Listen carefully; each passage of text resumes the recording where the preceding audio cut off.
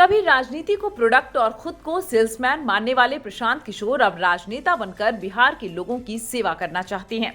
अब ऐसे में इन दिनों बिहार के सियासी गलियारे में सबसे बड़ा सवाल है कि क्या बिहार की जनता पर प्रशांत किशोर का प्रभाव चलेगा। दरअसल बिहार में तमाम विपरीत परिस्थितियों के बावजूद पीके के मामले में हर बिहारी बेजोड़ रहा है। यहाँ पीके का मतलब प्रशांत किशोर नहीं, पॉलिटिकल नॉलेज है। बिहार के लोगों में पीके कूट कूट कर भरा हुआ है। लेकिन आज हम एक और पीके की चर्चा कर रहे हैं जिनका नाम है प्रशांत किशोर।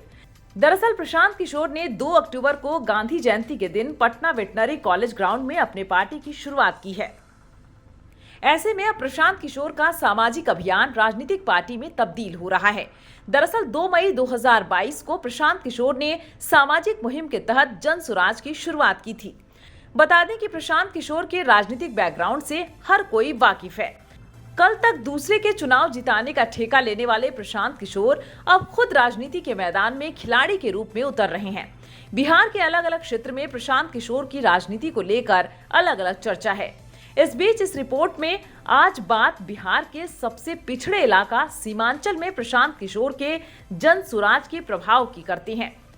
कभी कोसी अंचल के रूप में बिहार में पहचान रखने वाले कटिहार, पूर्णिया, किशनगंज और अररिया जिला को वर्तमान में सीमांचल के रूप में जाना जाता है। सीमांचल के अगर जातीय समीकरण की बात करें तो इन चारों जिला में अल्पसंख्यक यानी मुस्लिम समाज के लोग बहुसंख्यक हैं। वहीं हिंदू समाज में बैकवर्ड समाज के लोगों की संख्या अधिक है। इसलिए राजद जैसी पार्टी पीके के दबदबा को कम करने के लिए जन सुराज के संस्थापक का पूरा नाम अभी से भी प्रशांत किशोर पांडे बताकर अपनी मंशा साफ करते हुए प्रशांत किशोर को जातीय समीकरण में बांधने की कोशिश कर रही है। बता दें कि 2 मई 2022 को पूरे बिहार में जन सुराज की मुहिम शुरू हुई थी, जबकि 16 मई 2022 को पटना शेखपुरा हाउस में कटिहार के 6 लोगों ने प्रशांत किशोर से मुलाकात की थी, जिसमें सत्यनारायण शर्मा, अजय शाह, राजेंद्र वर्मा, कलीमुद्दीन अंसारी, ललन सुल्तानिया, सरदार गुरमीत सिंह शामिल थे। इसके बाद इन लोगों ने खुद को जन सुराज मुहिम से जोड़कर अभियान की शुरुआत की थी।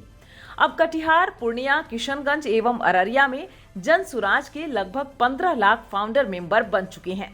जन सुराज मुहिम की अगुवाई करने वाले कटिहार के सत्यनारायण शर्मा कहते हैं कि 2 अक्टूबर 2022 को प्रशांत किशोर की पदयात्रा में सबसे ज्यादा 400 लोग कटिहार से शामिल हुए थे।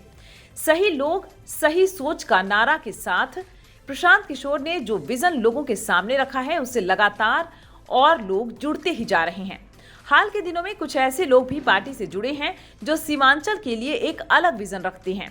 इंग्लैंड में पिछले 8 सालों से डॉक्टरी कर रहे डॉक्टर गौतम कुमार पिछले कुछ सालों से जन सुराज के संपर्क में थे और अब वह अपने वतन लौटकर पूरी तरह जन सुराज के लिए समय देंगे। यह चर्चा इसलिए जरूरी है कि बिहार के सीमांचल इलाके में तमाम संसाधनों की क्राइसिस के बावजूद अगर इस लेवल के लोग आकर इस पार्टी से जुड़ रहे हैं तो निश्चित तौर पर इस पार्टी को लेकर कोई तो बात है जिसे आगे जन सुराज को साबित करना होगा।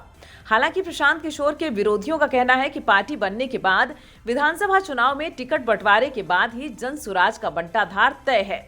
जहां तक जन सुराज पार्टी की पॉलिटिकल मार्केटिंग स्ट्रैटेजी की बात है तो सिर्फ कटिहार के लिए ही आईपैक टीम के 70 सदस्य पिछले कई महीनों से सिर्फ कटिहार के लिए काम कर रहे हैं।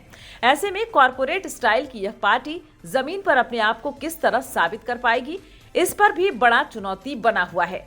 हाल के दिनों में सीमांचल में प्रशांत किशोर की यात्रा के बाद प्रशांत किशोर के लोग भी दबे जुबान से ये कहने लगे कि अब भीड़ को आते देख प्रशांत किशोर अभी से अपने आप को अघोषित सीएम समझने लगे हैं। ऐसे में भीड़ लाना और भीड़ को अपने पक्ष में वोट में तब्दील करना भी जन सुराज के लिए बड़ा चुनौती साबित हो सकता है। जहां तक बात सीमांचल में प्रशांत किशोर की है तो पड़ोसी राज्य बंगाल और झारखंड के साथ साथ पड़ोसी देश नेपाल से सटा यह इलाका सामरिक दृष्टिकोण से भी काफी सेंसिटिव है। ऐसे में अगर यहाँ का मुद्दा गौ तस्करी, लव जिहाद, बाढ़ कटाव और विस्थापित के साथ साथ हिंदू मुस्लिम वाले मामलों में क्लियर मैसेज नहीं दे पाते हैं तो उन पर भी इस पक्ष या उस पक्ष को नाराज कर सकता है। निश्चित तौर पर जन सुराज के रूप में पूरे बिहार के साथ साथ सीमांचल के लोगों को राजनीति में एक नया विकल्प जरूर मिल रहा है। लेकिन प्रशांत किशोर बिहार के राजनीति में वर्षों से पक्ष विपक्ष के रूप में स्थापित कर चुकी पार्टियों के बीच अपनी पार्टी जन सुराज को सीमांचल के लोगों के बीच कैसे बेहतर साबित कर पाएंगे, यह तो वक्त ही बता पाएगा। फिलहाल प्रदेश भर में राजद भले ही जन सुराज को भाजपा बी टीम कहकर लोगों को भ्रमित करने की कोशिश करे, लेकिन सीमांचल में प्रशांत किशोर भाजपा के लिए भी खतरे से ज्यादा खतरनाक साबित हो सकते हैं। हालांकि पूर्व डिप्टी सीएम तारकिशोर प्रसाद कहते हैं कि भाजपा के कैडेट बेस पार्टी है और विकास के मुद्दे पर भाजपा जदयू गठबंधन बेहतर काम किया है, इसलिए सीमांचल में अब जन सुराज जैसी पार्टी का कोई प्रभाव नहीं होने वाला है।